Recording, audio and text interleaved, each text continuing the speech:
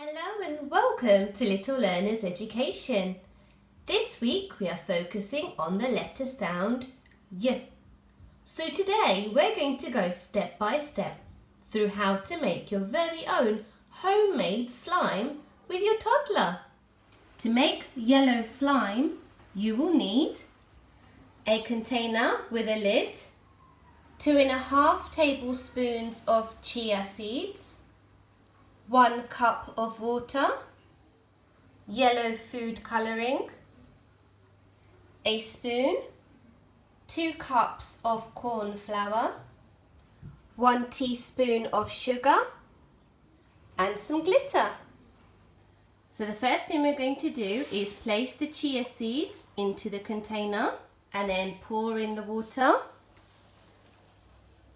Then pour in the yellow food colouring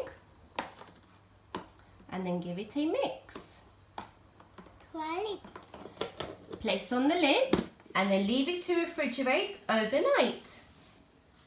Then add the sugar and give it a mix. Then add 1 cup of cornflour at a time into the container and give it a mix. Then add in the 2nd cup